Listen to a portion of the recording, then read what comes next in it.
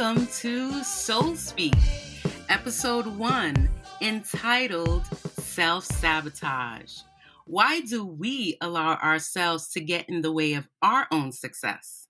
My name is Rachel, and I'm with my co-host Grace.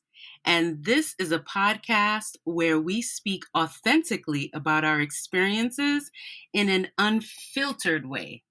Don't we, Grace? Yes, we do. Yes, we do.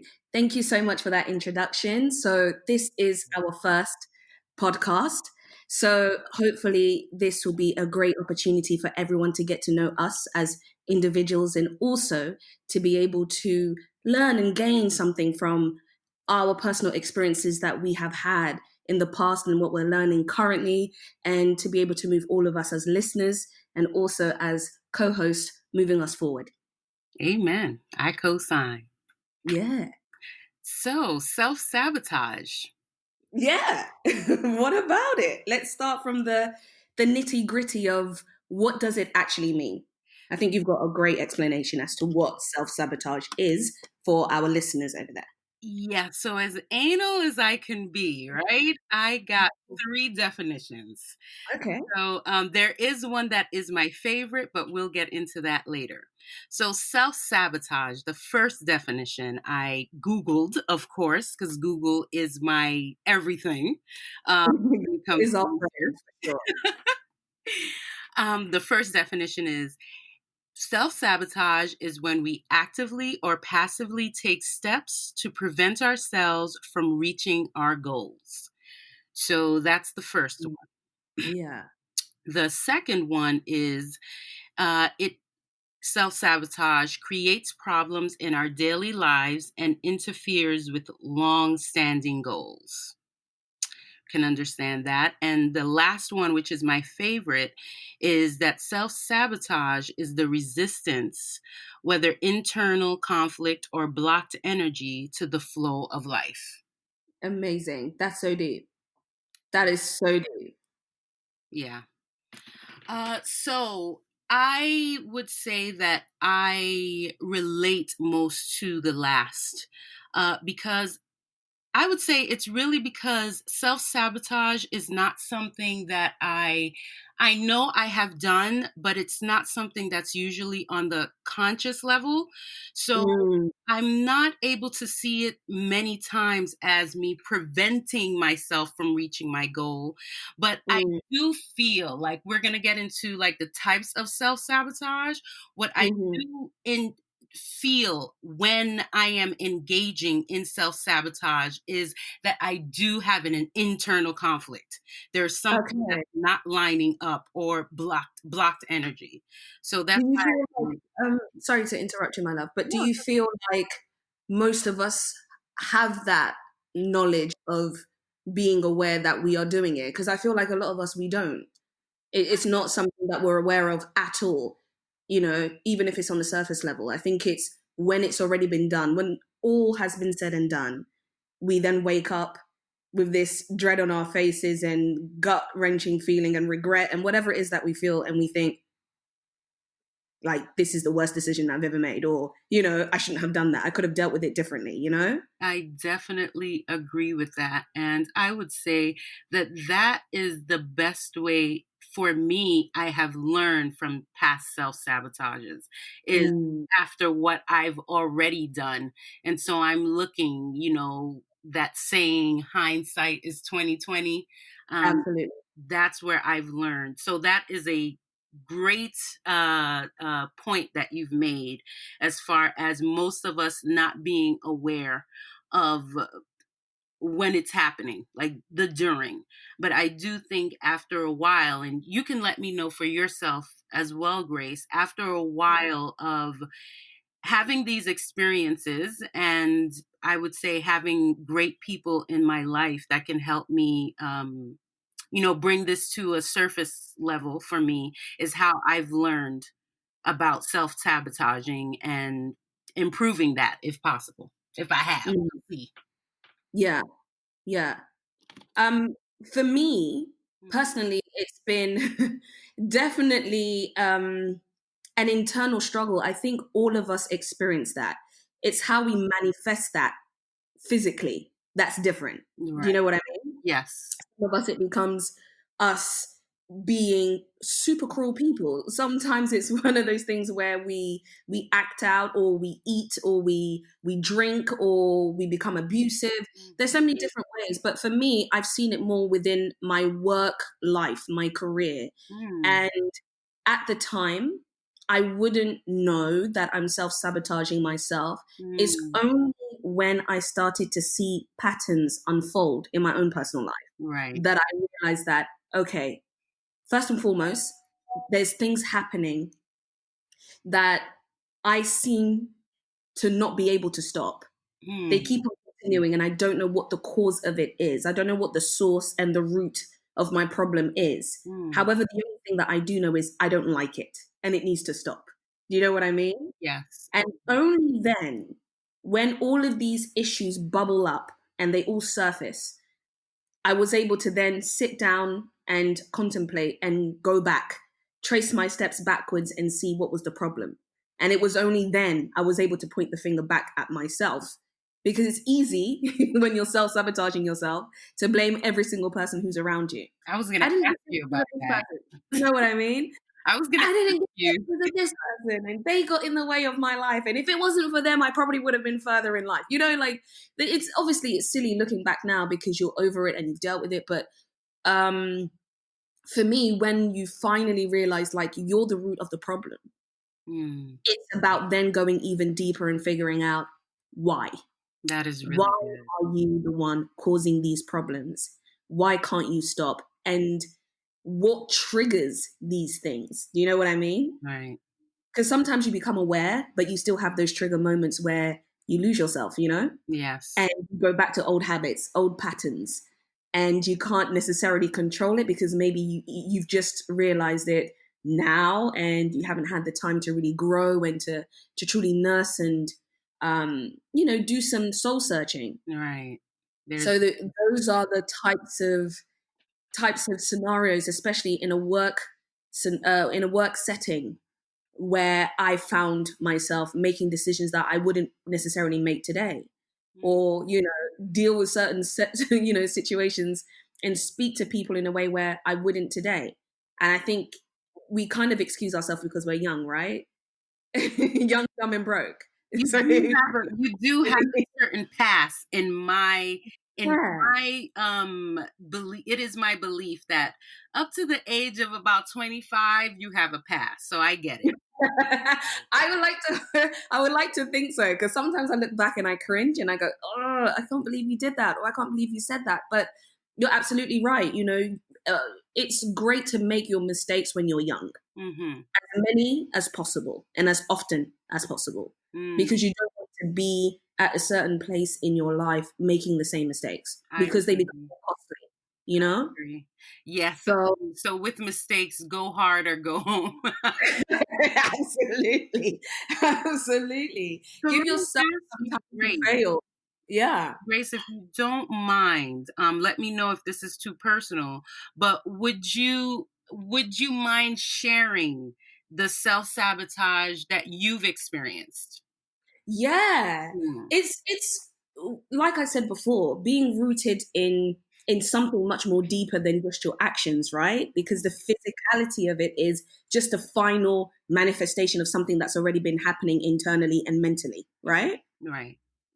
So for me, it was finding myself, whether it be in a corporate environment or not, working and feeling like I'm putting my best foot forward. But first and foremost, when the opportunities of progression would come around, Hmm. first and foremost, I think I was plagued with fear a lot of the time, because when the opportunities will come around, I knew that its inception wasn't organic. So my self sabotage came from the fear of rejection and the fear of failure, because I felt that the people giving me these opportunities were giving these opportunities to me as a last resort. I was never the first choice. Oh wow. Yeah. Wow. So That doesn't mean I wasn't qualified. Absolutely, I was Mhm. more than most people. Mhm. But I was in places where it was like, we would rather have someone else take this position. And for whatever reason, and being a believer, I believe that God made things happen the way they turned out. You would see someone, reject a job role and be like, I'm not really interested. Or at that time, as they're getting ready to be promoted, they end up leaving. Right. Or the role doesn't really fit them and they don't feel confident within themselves. You don't know why people say yes or no to certain things. Right. So after seeking these other people, whether they reject the roles or not, or they don't do a great job, I then became the final, result. Okay, this person said no, let's offer it to Grace. Yeah. Right. And with that in mind, that's already building up with my own self-esteem of, am I not good enough for this job? I've worked here for a long period of time. I've put in my time. I've proved myself more than enough, many a times. And by the time you do get this role, you know that it wasn't intended for you. So you start to feel as if potentially it wasn't meant for you because you are not good for it, Hmm. even though you are. So Because the then people around you, yeah. what it sounds like, sorry to interrupt you, No, what it no, no, go sounds for it. like is you have the fear, and Yeah, the fear now propels your perception. yeah. So with that perception, it'll be basically you're bringing it to life. Absolutely. It's a self-fulfilling prophecy, right? Right. Right. Is a self-fulfilling prophecy. Right. So it becomes this tit for tat game of oppositions. Okay, we're gonna give you a shot and we'll see if you'll make it or not. And well, our money isn't on you. We're not betting on you. Mm. Right? That's the perception, or you think, That or that's the that, I think it's both. okay. I think it's the perception, but when you internalize that perception, it becomes so much deeper, Right. right? Right. Because anyone can perceive anyone in a certain way. It's how we respond to those things that affect us, right? If Amen, we choose to sister. say, you know what, I don't care, I'm going to prove my point, and I'm gonna basically kill this whole thing. Right. I'm gonna, do whatever it is that I need to do to be successful, and there's nothing you can do about it. Right. That doesn't hinder your mindset. That makes you even more stronger. But Right. if you internalize that and say, oh my goodness, I can't believe you out of all people think this about me. Maybe it's true. Maybe I can't. Maybe, it Right. becomes much more deeper and you create a wound. You create this, this brokenness within you Right. because that's all you think about. That's all you are doing. And no matter how successful you are, you will never have faith in yourself. You will never believe in yourself. Do you know what I mean? Yeah, that's deep. Because the environment that you're in doesn't believe in you either. I Right? I think So we need to say la right there. That what you said right there was really sure. deep. That was really, really deep. Yeah. Um, so let me see here. So you named off fear. I think we should talk Oh my goodness. a couple. Being paralyzed by fear Mm-hmm. for me has played the biggest role because it's almost like, yes, I want that success. Yes, I work hard. Like the working hard and the process is the easy part for me. Oh, you want me to put in 10 hours, 14 hours, 16 hours? Of course. Mm-hmm. You want me to sacrifice my weekend, my holidays? Yeah, I'll do it. You want me to go out of my way and travel and do work abroad? I'll do it. My whole thing was the destination when you finally get there. The Mm-hmm. fear of getting there and the fear of not being able to get there at the same time. And I think when people think about fear, they just think of, okay, the fear of not being successful. At the same time, there's also that fear of being successful and not knowing what to do with it. I You know what I have mean? heard people say that. I don't Yeah. know. I do not know if I subscribe to that. Are you I kidding know I me? don't want to fail. I Oh 100% know that. my God. But I don't know that I don't want to succeed. But Um, it's not about, no, no, no. It's not about succeeding. It's this twisted thing because I've been stuck in the middle for both of them, right? okay, okay. More of an when I get there, it's not like you don't want to succeed. You do want to succeed. The Uh-huh. problem is, how will I be able to handle my success once I'm there? That's where the fear comes from, I right? don't know. I don't know. I hear it. I hear it. No, it's very deep because a lot of the times, right? Some people are more than happy to compromise themselves, and there's some people who it's for me specifically is about the work. Everything else that comes along with it is a benefit, right? Right. It's a blessing, right? It's you know, it's favor. Right. Everything you work for, I'm reaping the benefits, whether it be money, whether it be fame, whether it be buying a house, living comfortably, all of that comes, Right. right? Right. And we only focus on those things. But with success comes great responsibility. With success Mhm. comes a lot of scrutiny. With success Mhm. comes a lot of criticism. With success, there's so many different things that comes with it that's not always positive. I've seen people lose friends. I've seen people lose family members. I've seen there's so many different things and components that go in it. And it's like, especially as well, if you are responsible for other people, that's another thing. You start to think about, okay, am I responsible for family members? Am I responsible for people who are working under me? Do I have to employ people? You've got so much responsibilities upon you, depending on what it is that you're doing, right? Hmm. So that also becomes a burden for you. That also becomes, what about if it's taken away from me? That was one of the biggest fear I had. You get to the top and everyone wants the piece of the pie or the cake that they haven't worked hard for. How do you protect yourself and how do you protect what you have and what you've worked for? Do you know what I mean? I do. So then in this instance, I will say that God has already prepared me for By any means when necessary, like I'm gonna make it and be successful, Grace. I have pruned out friendships and those things haven't been easy. I have made the difficult choices, you know, as far as, my identity. I have a strong sense of, Love it. what I will, Self. what I won't Yeah. do. So Yeah. I think I've got that part down. You are covered. You got it down. So, okay, I understand. I've got it down. One Um, deal. Yep, I'm done. I've got it. I'm sorted. Relax. Relax, Grace. Yeah, I do think, and as you said, those are not things that are easy at all.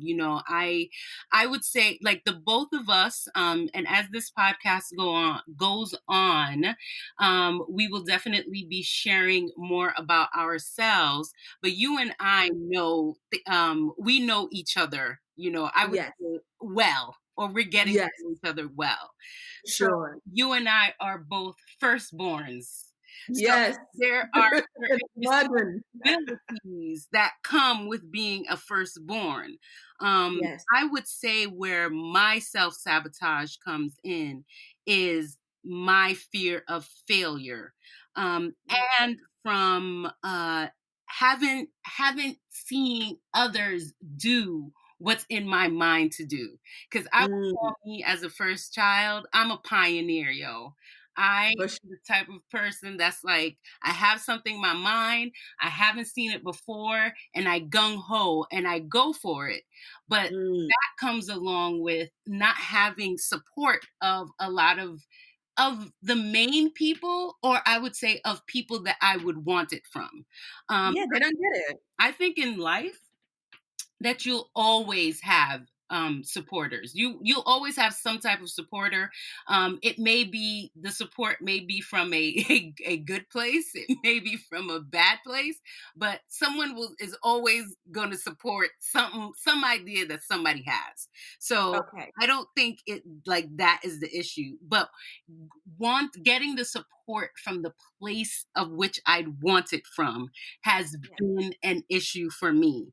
So when I set out to do the craziness that, like, when I think back on it, like I lived in Jamaica for 4 years and Yes. decided that I was just gonna go. Those are not things that people do. Do.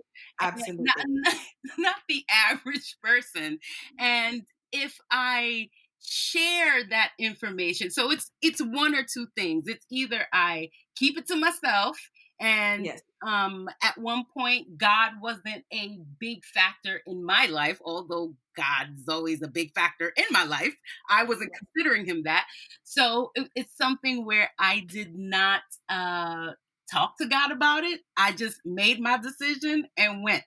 So there is the sense of I either don't tell anybody about it, or I Yes. We tell can people relate about to. it and then people doubt me. and then I start doubting myself. So that's Oh, wow. where self sabotage has come in for me. It's like, I'm a pioneer. I have this idea. I want to do it, but I haven't seen it done. So I either go about it haphazardly because I'm Yeah. throwing something together, or Yeah. I go to others and I allow their doubts to submerge me. That's very interesting that you said that, because I found that there is more doubt for me when I'm around others than there is when I'm working on something on my own. I Agreed. feel like I accomplish more when Agreed. I'm doing something, unless I have someone by my side who is just as passionate and authentic and hardworking and understands what it is that I'm doing. Exactly. Um, Exactly. it's usually me, myself, and I. Yeah. Because, like you said, it's so easy to absorb all that negativity and start to have self doubts of what you could accomplish. And it's not even based on any truth. Most people just say it for the sake of saying it. What? Rachel, you're gonna do what? Do you Yeah. know what I mean? You It know how has many times I've heard that? Rachel, you gonna do what? it My God. becomes so, like, it's a repetitive chorus, right? It's a chorus. And you start to believe it because you hear it so many times. Right. But I found, like, when you are, I don't want to say isolated, but when you really just get rid of the noise, the white Yeah. noise, and you just Yeah. focus on your goals, and, like you said, not telling anyone or telling people when it's already done Correct. and proving them wrong. That's the joy. That becomes my motivator. It's like, all right, you doubted me. Okay, I did it, and I did it without you. Say something. Yes. You know what I mean? Yes. So then I would say, so we talked about fear.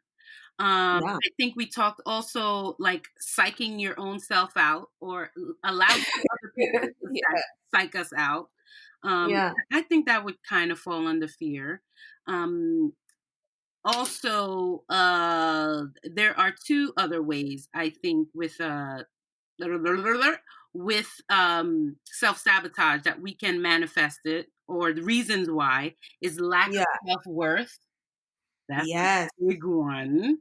That's a big That's a one. really big one. And behaviors we are used to displaying, like how would I say this?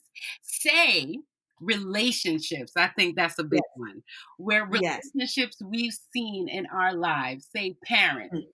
So Yes. like you've either seen your parents always argue, or Mm. they divorced, or whatever it is that you've seen, and have Shutting down, not communicating properly, right. not even to communicate, you know? And then we just bring that into our own lives, and not Sure. whether it is that we recognized it for a as a negative behavior or not, just not knowing how to change it, or don't even know that we're even doing it in our own lives. Mm. So I guess lack of awareness, that would be. It becomes a coping mechanism, though, doesn't it? Hmm. It becomes a coping mechanism because by the time you get to that point where you've absorbed all of these habits, um, it becomes your defense system.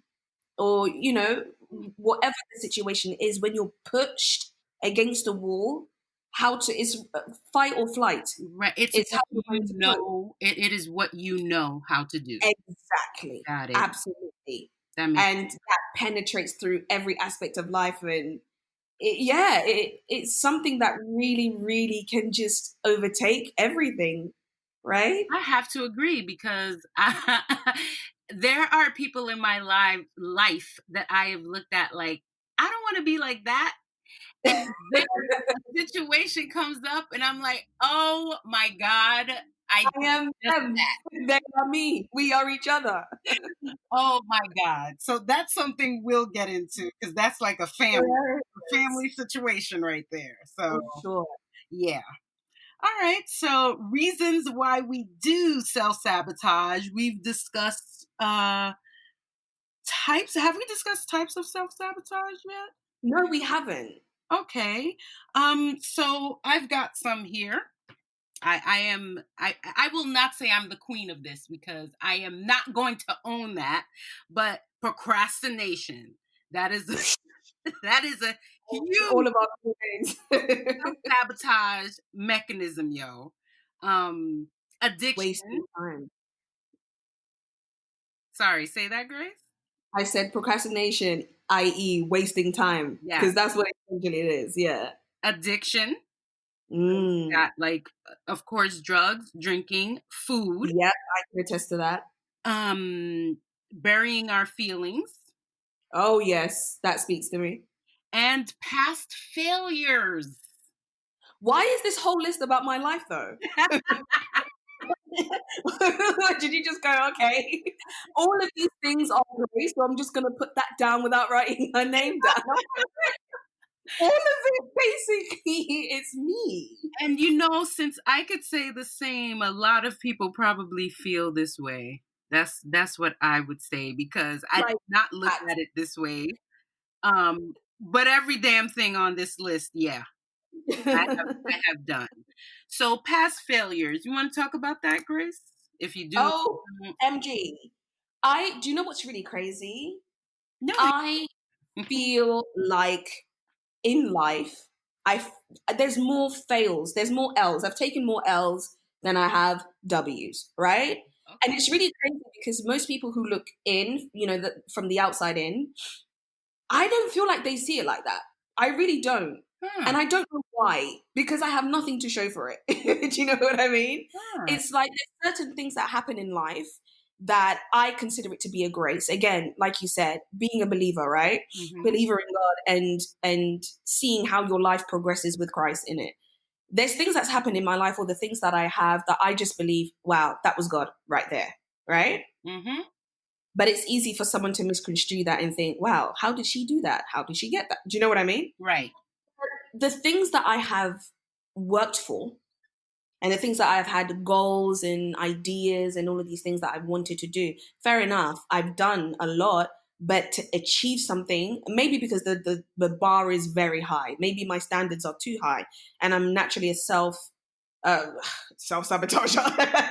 um, I'm someone who's quite self-critical, so You have maybe high that's what it is. standards. Very, very high standards. And again, I think that comes from being the firstborn as well. Mm, Expectations are so high for you. Your right. siblings don't get the same type of treatment and they're not measured by the same standard, right? And then you Girl. basically analyze that yourself as well. Like, I just need to do 10 times better than what my parents want me to do. Yeah, I would But agree. I have felt like the littlest achievement for me, and this is something that I've been working on, that I continue to work on, Hmm. you get a little bit of what you want and you celebrate for 5 minutes.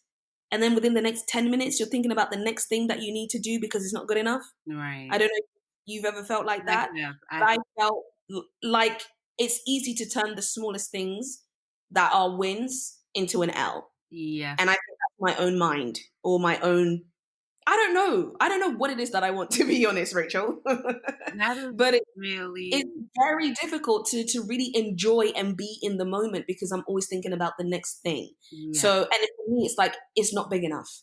It's not big enough. And, the success needs to be bigger. The plans and goals need to be bigger. Where I'm going needs to be bigger. It can't be like this. So for me, I never really see much as a win. That right there. I'm going to say la that. Seriously, Really, this is a therapy session more than a podcast. Like, guys. I was having a conversation the other day, Yeah.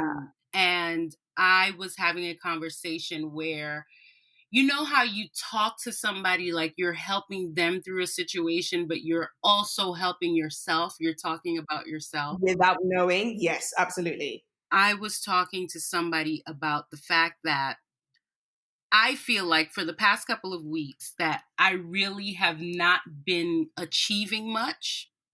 Yeah. When I sat back and thought about what has been a part of my past week, my past couple of weeks, and I'd also written down, I these are things again that I will get into. I'd written down, like, I'm working on a class curriculum. And with the past Mm, couple of weeks that I had, I'll just go and say it. I resigned from my job, had to pass over work, to the people who were going to be doing the job I'm now doing. The mm. stressful situation that entailed, doing all of that and doing a class curriculum. I mean, I'm Wow. like, well, Rachel, come on, son. Like, Mic drop. you are doing a lot. What did you expect? Mic drop. Is your class already supposed to be started? Were you like, what is it that you're expecting? Dude. So I had to really, first, what I did was I looked back at my curriculum. I have several pages of it. I'm like, this is good stuff. Like, I had to really sit back and look at myself as if I was not myself. How would This I is speak the thing. mean? That's How the would I problem, though. Yes. How would I speak to someone else who's going through this? And it really allowed me to take perspective, because I'm like, man, I have been doing a lot. And it wasn't even the full 2 weeks. So come on. So I truly understand what you mean in that regard. And that's something that I too am working on, because when you don't look at your small goals, really, so goals work incrementally, in my opinion. Yeah. So one day it's going to be the big goal that looks like a small goal, and you're not taking the time to appreciate it. I'm telling you. So you It's need to so childish in a way. Because it's like, for me, what I have found, it's like everyone around you can tell, and that's probably the root of why most people are like, hey, you really got your ish together, right? yes, You know yes, what you're doing, you're moving forward. yes, And I'm losing my mind, yes, going nuts, going, it's not enough, I haven't done enough, there's so much to do, there's so much to so much to achieve, yeah. there's more places to go, everything is expanding and getting bigger and bigger and bigger. And just the attitude of gratitude Mm. is not there to kind of keep you grounded, to make you see that, look, these are the things that you are doing and everything else is coming. It will take time, but sit in it, But and enjoy it's it, not only meditate on these it. things that you're doing. You're doing these things under these circumstances. Literally. People don't see your circumstances, Oh and my you gosh. tend Like my house is on to fire as I'm doing everything. And no one sees think, the madness yeah. that's happening? It's like you're doing this thing and you're going through this thing, but you're still killing it here. Come on, son. Yeah. Wake up. Yeah. So that was a really good one. Procrastination. I I almost don't want to talk about the procrastination. No pun Why? Because you want to procrastinate about it a bit more? intended. Oh my God. This is, I would say, the bane of my existence. And I have to say, now that I'm talking about it, I feel a sense of shame about procrastination. I feel like there's something wrong with me. I should be, it is the disease of I should. Mm-hmm. So, Shoulda, woulda, coulda. yes, I should, I need to, I ought to, I got to, and in the process, my integrity is now compromised. I respect for myself has been, tainted. Procrastination is, I'm just going to put it out there, as far as that I do it. um I don't 100% know too many ways right now of how to stop with the procrastination, or to work with the procrastination. That's how I would work with it. Have you got solutions for this procrastination, Grace? You know what? It's I found Take a it's note. the littlest things that help, right? Hmm. So I work from home. I write children's books. And that's like the worst place for someone who naturally likes to sleep. Mm. Working from home, Mhm, right? mhm. Because you're constantly comfortable, you have so many distractions, TV, radio, movie, That is napping, right there. eating, everything but doing the work that you're supposed to be doing, right? Right. I found myself cleaning my house, which I don't even want to do, Uh, more than doing the to job I'm avoid. supposed to do. You know what I mean? Just avoiding all types of responsibilities, right? Oh, that's a But good tactic then. I yeah, clean when up your house if you don't when I know. wanna clean, I'm not gonna focus on cleaning, I'm gonna focus on writing, and then I'll start cleaning. Okay. Literally, right? So Yeah. what I have found is the littlest things that gets me started throughout the day, right? This is so simple and so childish for a lot of you, and people really don't care. But making my bed, I waking think up that's in the great. morning. Making my bed in the morning means that I'm not going to go back into it because the room has already been cleaned up, the bed has already been cleaned up. I need to leave that room and go somewhere else to sit my backside, right? Right. So that's one step already. I'm already out of the bedroom. I'm not going to sit there and nap and watch Netflix on my laptop or whatever. I don't even have a TV in my room, which is a great thing, right? So Right. you make your bed, Right. brush your teeth or whatever that you need to do, and go into the living room. Mhm. Once you're there, what I do, I make breakfast. Obviously, I have my devotionals and prayer and all that stuff. Mhm. But for That's anyone else who important. That's important every way to day, start the day as well. very important because it really sets your mind. For me, prayer, devotionals, Bible reading, Mhm. whatever it may be, if you are someone who does a yoga, meditation, whatever it is, you Mhm. need to get your mind right before you start to actually get everything else right throughout the Right. day, Agreed. right? Mhm. And after that, when you've actually, breakfast and whatnot, what I have found, I clean just to get my energy levels up because in the morning, you're already tired. You're still tired after breakfast, Mhm. right? Especially if you wake up early. Mhm. I found as soon as I start to hoover, Mhm. the noise, everything wakes me up. And I'm physically moving around the house. Mhm. Yeah. I hoover my house or do the dishes, whatever it is that I need to do, any type of movement. That sounds And like then it gets your blood flowing, and that it gets absolutely, it gets my blood flowing no Mhm. matter what. And then the crazy thing about cleaning, once you start, you have to do other things because it's like this is clean and that looks dirty and they can't coexist. So I Right. need to fix that. And then you just basically do everything and then you get pumped for Mhm. me. Right. And then bam, my That's brain is already on, my body has caught up. Let me do my work. got it. So that's how I do it. It's very simple and it sounds quite like, oh, okay, well, there's no science behind it, which is true. I bet But it's there is science behind it. how, I bet there is. yeah. Making a For me, bed, I think, will make you feel accomplished. That's an accomplishment. yeah, it's an accomplishment. And do you know that I never used to make my bed prior to getting married? Oh, I really? never used to make my bed. I used to fight my mum. She will come up to my room as a typical African parent. She will say, "Who have you left your bed for?" And I will think to myself, "What do you mean? Why do I need to make my bed when I'm just going to go back in it or I'm just going to stay here? I'm going to, have a nap later." I didn't see the need for something like that. And my mom's the kind of person who wakes up at like 6 a.m. Mhm. and by 10 a.m., everything in the house has already been done. Do Yes. you know what I mean? Yes. Like Absolutely. typical African mom. Everything's already been done from top to bottom. Right. Every single room, all of her errands. She's already gone out of the house. She's done everything. At 10, I'm still in bed. Right. you know? Turning. And yeah, absolutely. And now that I don't live with my mum and I'm married and I live on my, with my partner and my husband on our own, is a completely different story. Right. And I found myself going, wow, I really need to step up my mum was right about this, and everything else. Right. So making the bed has really helped me a lot. I think Absolutely. Especially from working from home. yes.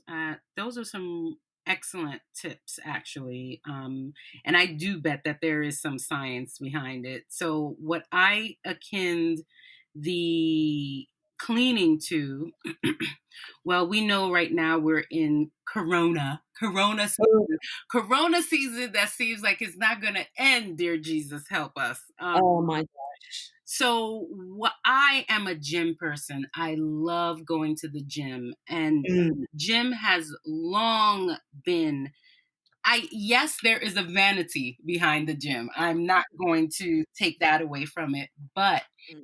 where when it comes to blood flow and the way my mind feels after I'm done Mhm. doing a workout, for me, that's what the cleaning sounded like to me. Yeah, Um, absolutely. I totally agree with that. yeah. That's how it feels like for me. Because I think for me, it's more to do with the busyness. And for you, like, it's like the adrenaline rush, right? That pump. Yes. Yes. Yeah. You like there's a buildup and there's a release. So like, Amazing. you're in a relaxed state now Yeah. to absorb or get into the next thing that you're Yeah. getting into. Yeah. So I miss the gym so much. I literally have been looking every day to see when does blink open, when is it, and there are no updates. And I know it's because they don't know too, but Corona is like um, not on my watch, God, Rachel. I'm thirsty Not for on the my gym, watch. man. So yeah, those were really good tips as far as the procrastination is concerned. I also think similar to making the bed, I think taking a shower is also Yeah, absolutely. yes. Absolutely. Even if it's a cold one, Yes. jump in there and get yourself out. Start your Yes. day. It is an accomplishment and it's For a sure. refresher and you feel like, like you could do a couple of things. It's the water. It's therapeutic and you're clean, damn it. I'm telling you. So, that helps. Procrastination also, I think another good practice with that is for me, I have big goals and I do my best. So I've been working on breaking them down into small goals. So Mm, even if it sounds silly, right? So mhm, say there's a book I want to read, and mhm, I don't have much energy to, fully read like I wanted to. If I read, as silly as this may sound, 2 pages a day, or mhm, I've done 2 pages every couple of hours, it's I wind up like in 2 weeks, I've read 30 or 40 pages as opposed to wanting to read the book, feeling like I have to read a big amount of the book. And mhm, unless I'm reading a big amount, I don't do it at all. So mhm. a couple of It becomes bigger than what it actually is, right? exactly, It's exactly, about being able to digest those small increments, right? exactly, and do them as consistently as you can because then there's the whole thing about beating yourself up, when we are not doing what we think we're supposed to be doing. So it's like being gentle with, okay, I didn't accomplish this huge thing, but I did Mhm, this little thing, which is mm, leading towards the big thing. mhm. So, Absolutely. all right, so we've got our procrastination covered. Do we want to get into the addiction aspect? Oh, yeah. I think this is something that we can really talk um, Uh-huh. deeply about, you know, because I really do believe that's a final step. That's a real manifestation of everything that we've already discussed. Mm. You know, it's like us going Super Saiyan mode. I don't even know if anyone out there watches anime, but My it's brother about does. it's amazing. It's one of those things where it's like everything we've talked about has been internal and has been mental or even spiritual, right? Mhm. But when we get to the addiction, this is literally the final stage of self-sabotage. Yes. It becomes physical. It becomes real, tangible. These are the things that you end up physically doing where people can see and see how it affects you and impacts you on Mhm. a day-to-day basis, right? Mhm.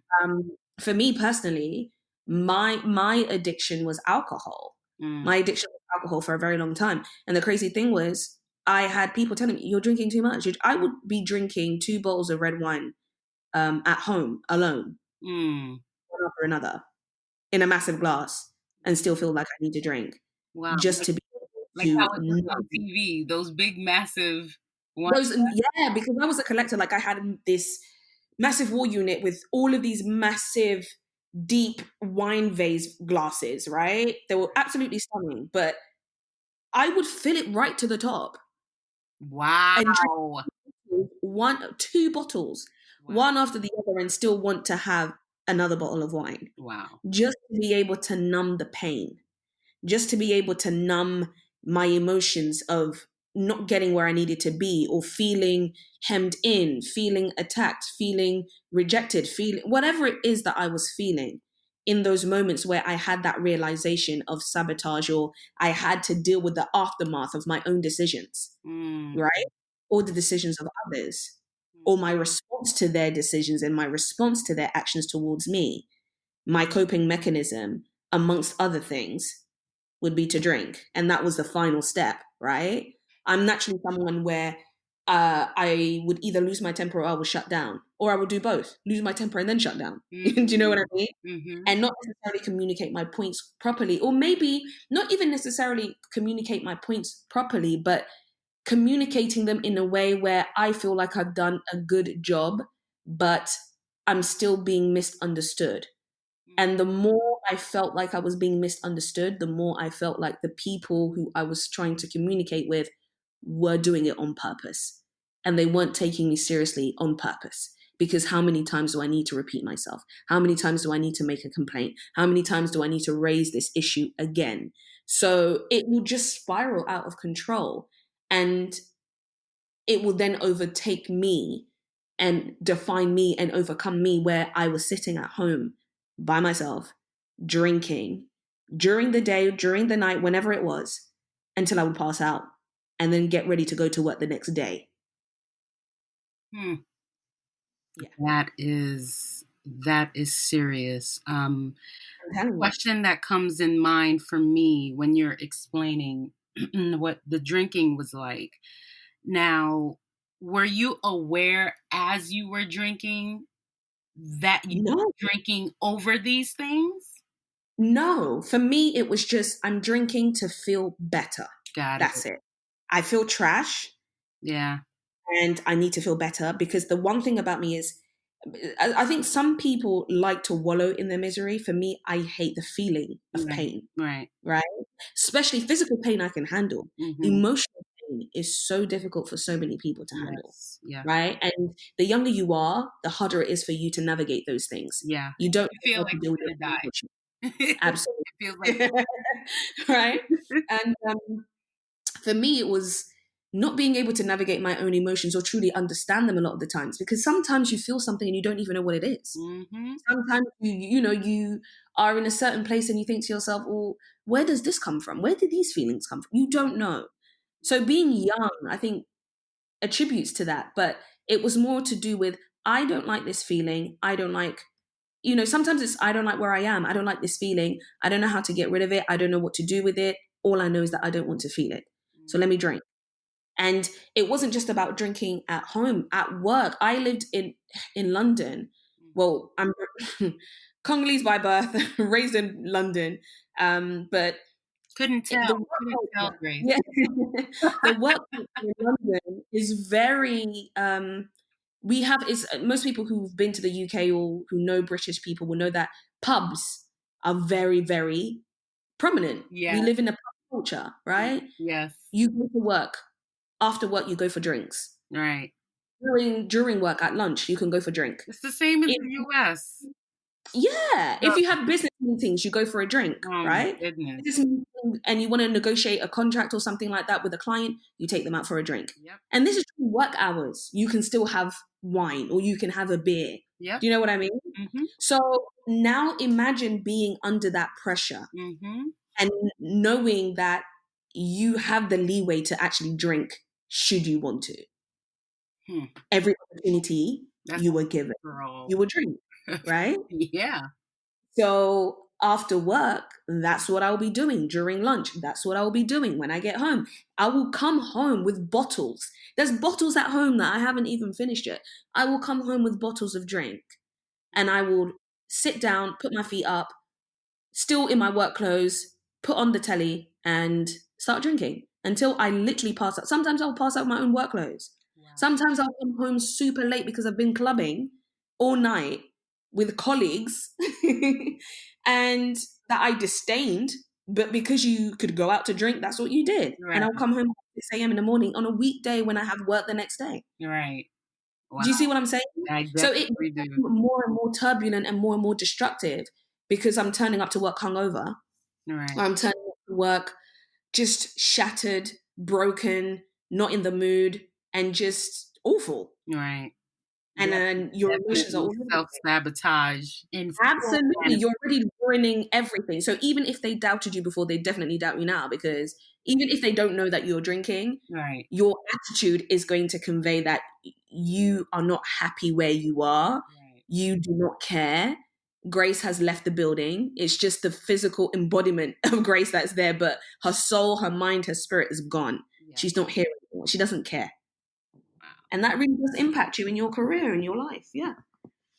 Well, thank you for sharing that. That right there. I also have my experiences with addiction. I have an opinion, and this is nothing that is statistically based or anything. This is just your thoughts, your opinion. Let me put that disclaimer out there.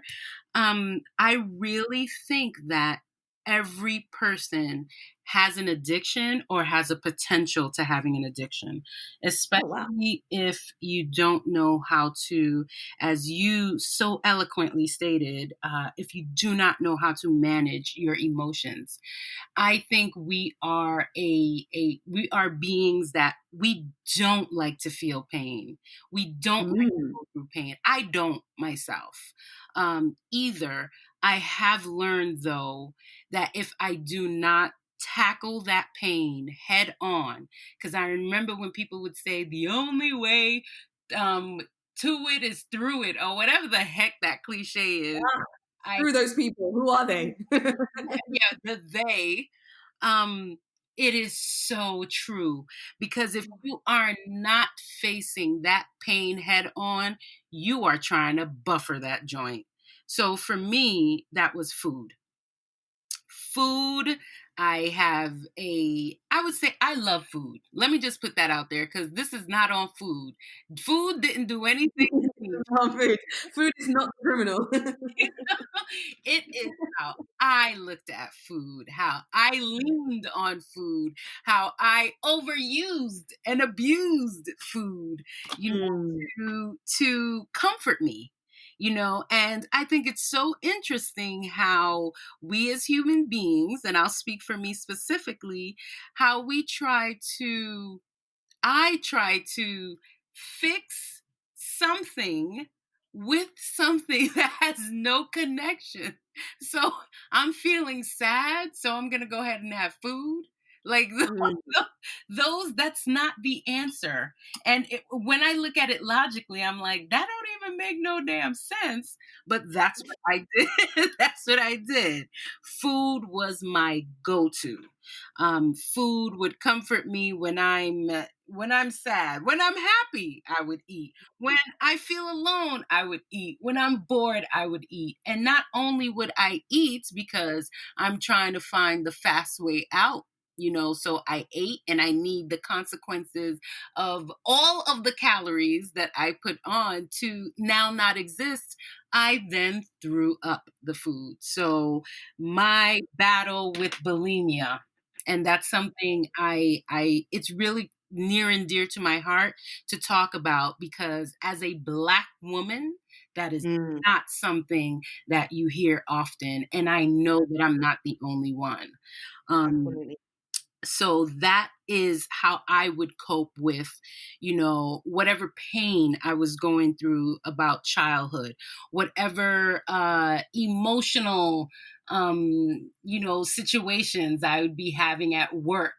I present a front, and I think that's also a thing about addiction. You Mm. present the front, and then as long as you can, because at some Yeah, point that absolutely. front starts to break the heck down. The Um, crack show in the end. You can't pretend forever. yes. So I present the front in the dark night hours. And that's something. The night hours bring out the worst. I Absolutely. don't know what is up with the night hours. I don't know if it's the moon. I don't know what the heck it is, but behind closed doors, there And how I really see it as self sabotage is it is self sabotaging to really want to stuff our feelings of pain down. It sounds to me like if I were a kid, that sounds counterintuitive because Mhm. why would I want to feel pain? But when you stuff that pain down, number one, it doesn't go away. It really doesn't. And number two, because you're trying to find ways to get it out, that's where the sabotaging comes in. So you don't have like say a target of another person. We have ourselves, and Mhm. we begin to ruin our own lives, whether it is on purpose or not, you know? So Mhm. it just really makes sense, as counterintuitive again as it sounds, is go through that damn pain, because that pain becomes compounded, and you act it out anyway. So Absolutely. Absolutely. It can't, we are not built in that way. We're not those types of creatures where everything just remains internal. Yes, we internalize so much, but we are creatures of expression. We need to express ourselves by any means necessary, no matter how negative or positive it is, you know? yeah, Like when you feel happiness, you are super overjoyed. Everyone right, knows that you're happy. Everyone knows when you're sad. Everyone knows when you're mad. Everyone knows when you're acting crazy. We naturally express ourselves. And, negative expression, isn't any different, in my right. opinion. You Must know, must it come has out. to come out. Whatever it comes in needs to come out. So So it's one of those things where we're constantly learning and constantly struggling and striving to better ourselves. I 100% agree. So I think that was a great discussion of, the ways that self sabotaging can be manifested. We also did talk about certain ways that, we can counteract those negative manifestations of self-sabotage. And I like to leave things on like more hopeful note. So I want to talk about just some more ways, if you don't mind, Grace, of how we can change our self-sabotaging ways. And one of them, I think, is important to be honest with ourselves. Not only with ourselves, but Easier said than done, but yeah, so test that's the why I source. was saying, that's why I was going to add to that, not only with ourselves, but it really can help if we have an honest counterpart that can help us start to be honest with ourselves. So even if it's something like therapy, what do you have to say about that, Grace? I think that's a fantastic idea because we need to have people in our lives that will hold us accountable. We need to have people in our lives that will check us, that will tell us the truth, in all facets, no matter how negative it is, no matter how difficult it is, or how big the pill is to swallow. We need to hear it. And I will follow that by saying our environment and the people we keep around us is very important That's key, because man. can easily be influenced or even transformed by the places we go and the people who we take with us, right? Or sometimes people take us with them and we're not even walking our own paths and we end up walking their paths, right? And serving them, right? So for me, that kind of links together. You've got people holding you accountable, but make sure it's the right people who are holding you accountable. And that could be anybody. It can be your therapist, it can be your spouse, your partner, it can be your parent, it can be a sibling, it can be a best friend, it can be a teacher. Some people have mentors who Hmm. are outside of their families that actually strengthen them and support them and edify them. Um, but we need to be held accountable by our actions, our thoughts, and how we navigate through life because it's not easy. Life in itself isn't an easy journey, you know? Um, Having the right people around us makes it easier and bearable to be able to make it through the hard times that we go through. The reason why I say environment is a big deal is because for me specifically, I found the biggest changes is when I left toxic environments. And a lot of the times we don't even know that we're in toxic environment, right? Mm-hmm. Mm-hmm. We are so consumed and everyone around us is exactly the same as us. Do you know what I mean? Who's who in those kind of situations, right? Right. Because for you to be in a toxic environment for so long, you yourself, there's something within you that is also toxic for you to not see that this isn't right for me. It's only when things get so bad and uncomfortable that we then jump out. It's like, I don't know that analogy that anyone has heard about, if you put a frog in the hot water in a hot pot, he's going to jump out.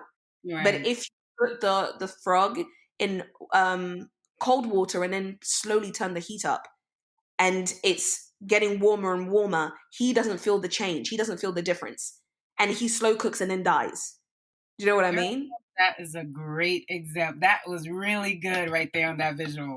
Yes. Absolutely, right? So when you are already confident in yourself and then someone puts you in a toxic environment, sorry, you're not going to tolerate that. You're going to be like, this isn't for me. I'm going to kick. I'm out.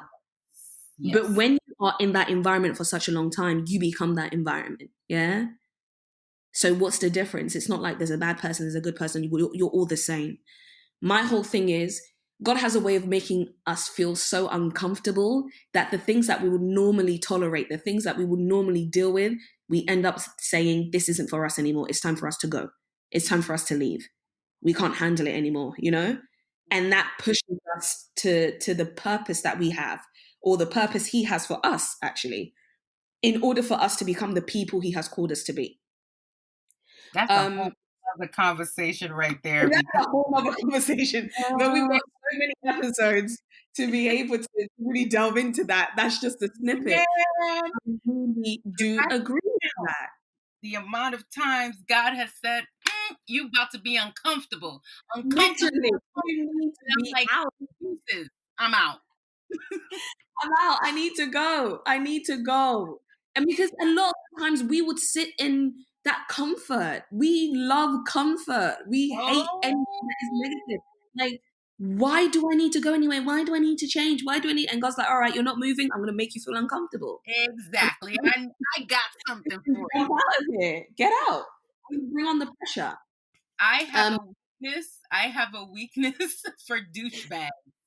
So whenever God puts a douchebag around, it's time to go because I I'm can't telling handle you, a douchebag. I'm for me, it's opposition. Hey, I'm trying to accomplish a goal here. You've got opposition or whatever, but it's one of those things for me is feeling alone and being like, ganged up on when you're Uh-huh. literally fighting your own battles. And what God does, Mm. He just brings everybody. It's not just one person. We all can handle one person Mm. who's opposing us, right? God will bring like five people Interesting. who all literally oppose you. And you're like, Wow. what? I don't have my own army. Lord, what are you doing? I don't have an advocate. I don't have a lawyer. What's going on? Who's going to defend me? And he's like, no one is supposed to defend you, Grace. Get out of here. It's not your Get place. out. Oh man, mine is usually one person in a strong authoritative position. Bro, yes, this is the one. Me too. Yeah, but you talk about you got the you being ganged up on too. Ganged up on including the boss. Are you kidding me? He's See, man. part of the crew. Who's going to save you now? Because what God wants is for you to go, Lord, help. Because you think you can do it by yourself. Lord, So help. that is a good point right there. Along with being honest with ourselves and having others able to hold us accountable, like a good, strong, honest person to hold us accountable. Yeah. Another strong thing for those who are believers or have any type of faith, God, for me, is the greatest assistance in helping you The best. self The sabotage. best bet. He will fix it. That's Yeah, it. He's the builder. He will fix it. yeah. So that is another thing for me that I have relied heavily on God, where it comes to even just changing my sabotaging ways, just having hope that it can be changed. Even that is something where I rely on God about, because I mean, this is funny, but with the self-sabotaging, you'll self-sabotage yourself into thinking you can't self-sabotage. So For even sure. Perception. that hope, that I can break out of this habit, and it might not look like how I think it should, because as human beings, I think we tend to be linear. It's like I want Mm, A and B. No, I want C. So A to B is going to get me to C. But what life has looked like for me is hmm, okay, we going to Z. So for we've sure. got A, B, C, we've got A1, A2, A4, I mean, all the way to where Z is. So, yes, I will get there, but being tied to what it looks like, what it's supposed to look like when I get there has been something that God has helped me with, because you're not failing just because it doesn't look like what you think it should. I'm telling you, that is the biggest truth. You just dropped a gem Yeah. because it is so difficult to trust in the process when Mm, everything isn't linear. Do you know what mm, I mean? That's the biggest issue I have because I question everything. Where am I going? What am I doing? When is it going to happen? So many different things. And as a believer, I always hear God say, that's none of your business. Just follow me. Just obey. None of your business. Just follow me. I know what I'm doing. Stop questioning it. Just do it. You know? And you're absolutely right. God has the best way of dealing with all of us. He knows our weaknesses. He knows our strengths. He knows what we are capable of, our potential. He knows what's not good for us, even if we think it's great. There's mhm, so many different things. And avoiding all of these mechanisms, all of these patterns, or just dealing with it if you can't avoid it, because we all fall to that trap. God is the solution, right? And then everything else that we have said comes under that. And I would also say, once you're aware of these patterns, write them down, mm, like look at them. I'm someone who I like things to be quite tangible, right? You can have an idea in your mind and have dreams and ideologies and ethos and you know theologies, whatever it is, or philosophies. mhm, If they do not become tangible, that's what they remain. They're just ideas. They are mm, nothing, right? But mhm. when things materialize, you can touch it, taste it, feel it, right? No Buster Rhymes out here, but it's is one of the things where it becomes real enough to you for you to then take notice. This is just a tip from me. I like to write things down so that it becomes like I can see it. I've read it. I can see it. This is a thing. How do I then deal with it? Even if it means writing it on a whiteboard, even if it means writing it on your fridge, even if it means writing it on the wall, I don't know where you want to write these things, but write them in big letters, write them in colorful letters, put them places where you can't avoid seeing them because you're looking in the mirror and seeing yourself. And if you really want to change, you're going to see that every single day and think, because we naturally want to cringe and turn away from everything that's negative about ourselves, right?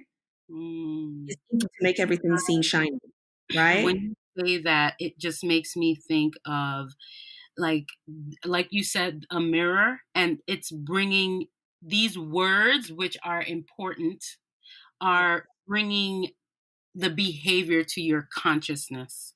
That's what I Absolutely. hear when you're saying that. Absolutely. And you can't run away from it. As long as it stays Not up, if you you're going to wanna. have to deal with it because there's no way these feelings are comfortable. These Right. feelings are not comfortable. These patterns are not comfortable for us. Hence why there's an internal struggle. There's a Correct. battle that goes on, right? But seeing it, because obviously if you have an addiction, right, you can just bury it under that addiction. You can eat it away. You can drink it away. So you Yep. think, right? Yep. But when Yep. it's in your face, when you come into the house, when you leave the house, when you wake up, when you go to the bathroom, when you go to the kitchen, seeing it, you're confronting it every single moment, right? Yep. Every place where you are going, you are confronting it because you have to see it. And every time you see it, you're going to either cringe, you're going to have that pit, that deep pit of regret in your stomach, or some kind of negative feeling that's going to come along with it every time you see it. So you either address it or you don't. That's I just would going to prolong the whole agree. situation. And I remember I did that for myself. I think it was either 2 years ago or a year ago. Mm-hmm. And I fell into a depression. I had just moved to the Middle East, and there were so many different things that weren't working in my life or whatever. But I was doing a lot of soul searching and going to the root of my issues, right? I was like, okay, let's put everyone else aside. What is it that I have done wrong? Where is it that I have failed? Where I could have done a better job and it was absolutely my fault? Could I have done this better? Could I have said this better? Could I have done things completely a different way? What were my faults and my flaws that I didn't want to take responsibility for at that time? Right? So I wrote Mm-hmm. all of these things down. And Rachel, believe you me, I cried as I wrote all of these things down because it was like someone punching me in the gut because you're being so honest with yourself and you're literally being relentless, not to be cruel, but Mm-hmm. it's the truth. That's who you are. This is a mirror image of who you are. And it's Yes. easy for us to want to paint ourselves as the hero, right? And in that Mm-hmm. moment, I realized in my own story, I was the villain. So what are you going to do about it? I wrote everything down and I posted it on the wall. And I wrote and I copied it everywhere I had. I had it on my phone. So it became my screensaver, right? Mm-hmm. I had it on the side of my bed. I had it in my Bible. I had it everywhere. So that means I couldn't escape it. Yeah. And you know what that prompted me to do? Pray about it. Lord, I don't want to be like this anymore. This is just my story, right? Mm-hmm. You can Mm-hmm. deal with this in so many different ways. It could be a thing where it's like, okay, I want to seek therapy. I want to be able to talk to someone about this. No one knows that this is my internal struggle, right? Oh, I want to confide in my friends about this so that they can help me deal with it. And not a friend who's going to be, an enabler and say, oh my gosh, you're so perfect. What do you mean? You don't have those types of people Journey. around, Yeah. right? Speak Mm-hmm. to people who literally acknowledge that there's something wrong and there's something that needs to be dealt with. And for me, I ran to God. And then after that, I ran to my husband. And I was like, and he was like, yeah, all right, we're going to hold you accountable to it because I've seen the manifestations of all of your actions, but I didn't know the internal struggle that you was going through. So let's deal with that together. But you can't avoid it because every day you are dealing with it, you are seeing it. Do you still want to remain the same person or do you want to be changed and transformed? That was what I had to deal with. Wow. That is a beautiful process that you just described there. And it just makes me think of the last three things that we mentioned was really to hold accountability to ourselves. So Absolutely. people around us, going to God and you putting these things in writing. These are to bring these things to our conscious, mind and to hold ourselves accountable. So the next thing that it naturally went to this was inner work. Basically, be doing the inner work. That is how self-sabotaging ways can be lifted. This Absolutely. work has to be done. Absolutely. Yeah. Brilliant. And the last couple of things that I just want to mention is not to overplan or over strategize. You For know, sure. there's this thing I would say I used to do it where it's like, I will even say, like, say, Monday, I'm going to start a diet. That is like the day to start diet. Or I have a plan that I want to write my class curriculum. I didn't get to do anything today, so tomorrow, it's like new leaf. It's like you always turning on a new leaf. Don't don't do that to yourself, because there's another expectation for it to be linear and clean. So just know that the over strategizing, and I don't know if you've heard of this analysis paralysis, that's another way of you getting in your own way. So basically, just start. Whatever it is, start in the increment, in the whatever. Do not overanalyze. Do not over strategize just to get started. Of course, you need structure, or you would want structure along the way, Mhm. but like, don't let that hold you back, because that's just another tactic. So, Absolutely. Absolutely. And what I would add to that is um, that could easily bring disappointment because mm, if you over strategize, over plan, and things don't turn out the way that you anticipated, it's easy to lose hope. It's easy to lose your confidence. It's easy to be disappointed in things. You know, I've seen people stop yeah, things halfway through, you yeah. know, and sometimes it comes from overconfidence, you know, Mm, and putting so much pressure on ourselves. And it's not to say we shouldn't be confident. That's not what I'm saying, but to oversell things and to overhype things just because of our excitement, enthusiasm, or even just fear of not having things sorted out and having all your ducks in a row. I right, think it's nice to take things as they come because right. that when things don't go our way, we it's easy for us to become mutable. It's easy for us to literally go with the flow and you know Exactly. to literally just I've lost the word Yeah, but to I'm following what you're saying though, because if you have devised such a strict structure of what you ought to be doing, you actually also stop some beauty that could be shining through too, literally, because it's not going the way that you wanted. So go with the flow, and yeah, you also need to be be okay flexible. with making mistakes. Be okay Yes. with it. Come on, son. I feel like we're in church now. Come on, somebody. Be okay with making mistakes. Sure. And that falls in line with try not to beat yourself up. Try not to. Because for me, I think I have learned, I wouldn't say that I'm cured of that, but I really have believed that I got that from my childhood, because my parents, ooh, I grew up in a Haitian household. So it's a very strict household. So Mm. me beating up on myself, I believe, is a manifestation of what my parents used to do. So I'm thinking Absolutely. like that's the only way that I can get myself motivated. And so if I'm not doing something, I beat up myself. I think there are other reasons too, but that's one that I naturally gravitate towards. But beating up myself, I've noticed it does not motivate me. It actually puts me in a place where I will be self-sabotaging, because now I feel like I really can't do it. So, For sure. yeah. So, beating up on myself, try not to beat up on yourself too much. Accepting where you are, and that's Oh, you want to talk on that, girl? this is too difficult.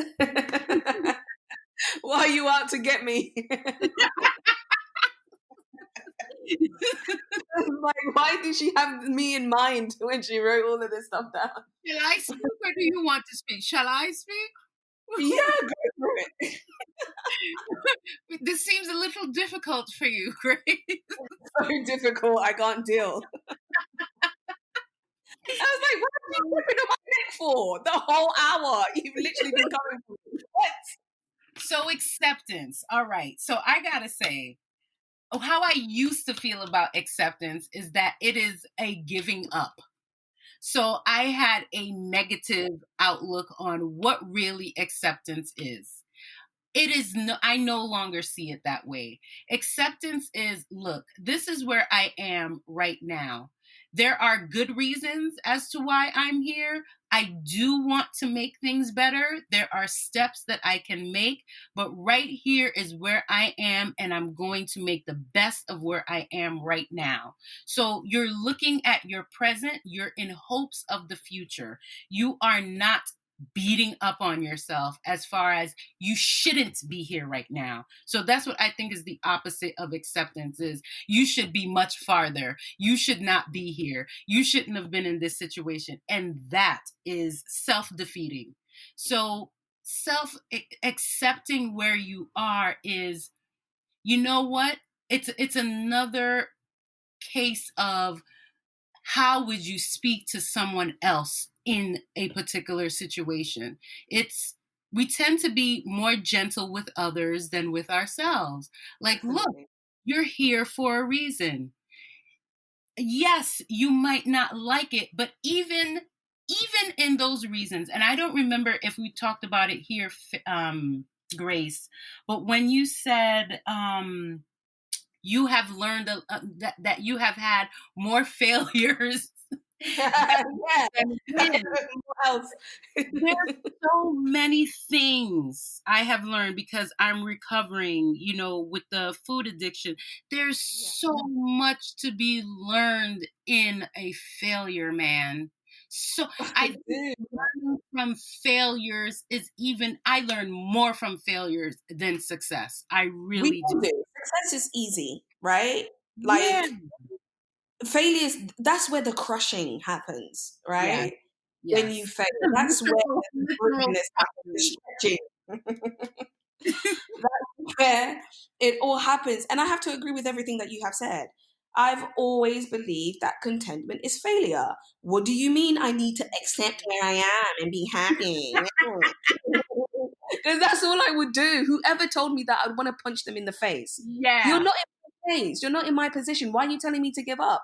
Clearly, you're out to get me and you want me to be a loser. No. Do you know what I mean?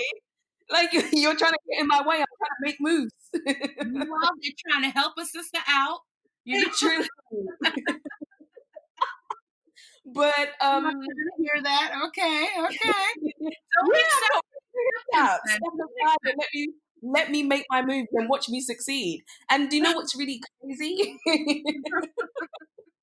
Everything you said is correct about how to position yourself and how to see it, how to really put things in perspective. And again, it touches upon, an attitude of gratitude, but really truly understanding that, you know, that you're not accepting defeat, you're not accepting failure, you're accepting the circumstances as they stand. And even so, that doesn't mean they will remain the same way forever, you know? Correct. Those circumstances will change, you will move on, and it works in small increments even on a daily basis. Today I have a bad day, tomorrow is another day, right? And even scripture says God renews his mercies and his goodness every single day. Yes. So it's not even the same. Don't Do you know worry what I about mean? tomorrow. Tomorrow is a Literally, whole other problem. it's a whole different problem. It's got its own problems to worry about. Chill. But that whole understand, like, it's so difficult. That's why I break every time you you bring it up. I'm like, "Ugh, what is she trying to do to me? It's a trigger. It's it's such a source point for me because I'm just like, I don't want to be here, But do you know what I've also realized is the more you fight against it, the more difficult things will become. The more you absolutely that I this think because you're not learning what you need to be learning. So it's like, exactly it man, prolongs the whole process. go around You that know, mountain. It could take you 4 days. It could take you 40 years. How long you gonna make this take? literally, literally, you could literally be an Israelite. What is it that you want to do? 40 years, 40 years in the wilderness. I don't think so. I don't have time. I don't have No. I've got places to go. Take So me to upsetting. Canaan straight away. I don't want to be in Egypt or in the wilderness. Like I'm No, done. but what's really upsetting about that is knowing when you look back, it could have taken so much longer. I think I would have felt better not knowing that information. Like, I'm it's taking telling 40 you. years. Leave me I've alone. been through it. I've seen it. I've lived it. And I remember my husband giving me the keys and me just rejecting it, going, screw your keys. Take your keys with you. I'm not interested, right? Because he's like, Uh-oh. Grace, the more you fight against it, the worse it's going to get and the longer this process is going to be. That's what he will say to me, right? Those are the Mhm. gems, those are the keys he's given me. And I will retaliate. I'm like, what are you talking about? We don't know what you're talking about. Shut up. You don't want me to succeed. I felt like DJ Khaled. Y'all don't want me to win. You don't want me to succeed. You don't want me to move forward. You're out to get me. I'm going to make it without you. You're right. Because you're trying to push because there's no way you want to go through that well in your mind is that failure. If I just push one more, if I just work a bit harder, if I just do this, you're not content in where you are, and you are not allowing it to be what it is. You're refusing to accept what is happening around you because you would rather have it your own way. I think that is a great, great, great point. Great Yeah. point. It's really crazy because it's like you have you go through life where you're constantly learning lessons. And for me, what I have found was that I hate learning lessons, right? And no one wants to be the bigger person. I'm learning and, I've just entered my 30s. For me, it was like, I don't want to be the bigger person. I'm good being petty. I'm good being a douchebag. I'm good making my mistakes now and then repenting for it or saying sorry for it later on. But really, in the crushing, you really see a different view of everything. The revelation that comes of every aspect of your life and even yourself, really knowing yourself and who you are, it becomes so transparent, so clear, where you can really see your own faults. You can see um, you know, your own struggles and the things that you need to change, where you need to learn, and where you need to grow up. And God sees that before we even do. There's so many things that we are so delusional about, right? Right. Like, I was like, that's not me. That's not who I am. And God's like, what? Really? That's not you? Very interesting. Okay, let me put you in a position where you're really going to see your flaws. Let me put Right. you in a predicament where other people are going to push you to your limit, and you're going to show everyone your flaws, and you're going to see it yourself, where you're going to see that I was right all along. But contentment has been a big contender in all of Mhm. that because I was never Mhm. content. Like I said to you before, even the smallest wins, I was never content. Big wins, I will be content for like a day, a week Right. maximum, and I'll be moving on. Things are Right. not going my way. I need to change it. I need to control the situation. I need to move things forward. I. And Mm. that's the problem. That's the root of the problem. Come on, I girl. Preach this. Preach this message, girl. I don't want to. It hurts too much. Girl. I'm like, take me, Jesus. I can't do it. I don't want to learn anymore. It's too difficult. Yeah. That was beautiful. And the last thing I would say, obviously there are so many more ways of, getting or dealing with self-sabotage. But the last one that I have here is little by little, but move forward. Every little step, it really is a foundation that you're building of respect and integrity. And you can look back on those things and see how they've added up. So every little step, do your best to keep in momentum. For sure. Yeah. For sure. Like you said, the smallest things, those are wins too. We celebrate those. Even if you moved an inch, you still moved forward, You you sure know? did. And All progress. steps matter. All steps matter. All I see what you did there. Um, and absolutely, it's a process. It takes time. We love to rush, and we forget that God is never in a rush. But um, But every all little bit helps. time. Every little bit helps. I totally agree with you. Well, if you have nothing else to add, Grace, I would say this closes our first podcast. Yeah.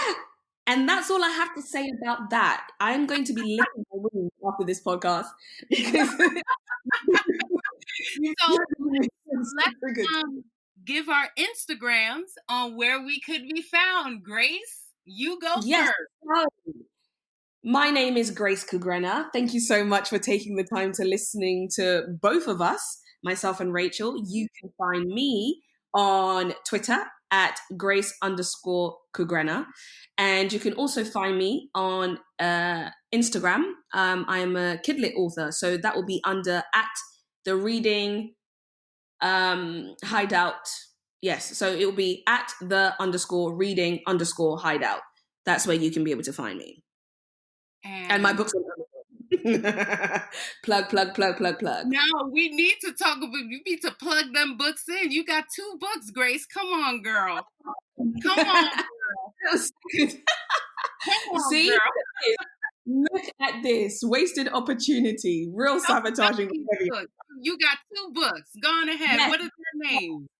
I've got 2 books you can find on Amazon and on Kindle. The first one is Jerry the Boastful Giraffe. That's Jerry the Boastful Giraffe. Fun fact, Rachel has a brother named Jerry, which is hilarious to me. And also Just Like You, which is a couplets, a rhyming book for kids who are learning how to read. Just to be able to get them started as well, which is great fun. And yeah, so I also do events, and I'm currently writing my 3rd book. And also this just illustrate your book. Illustration. Yeah, absolutely. So I do it all. A jack of all trades and a master of all of them. Did you A master of all? Yeah. Yes. Okay, so for me, you can find me on Instagram. I am not so so social media savvy. So I've got my one Instagram, the Sassy Rachel. And I'm sorry? She said she is sassy. Oh, You're sassy. very sassy. Okay, sassy. I love to write. I am a poet. I am also working on a book. I can talk about those things at another time, but words are important to me, and that's what I do. It's all about words. So thank you for listening to us. This has been a wonderful time. I hope that you have been nourished by what it is that we have said, and we look forward to speaking to you again. Thank you so much, guys. Speak to you soon. Bye. Bye.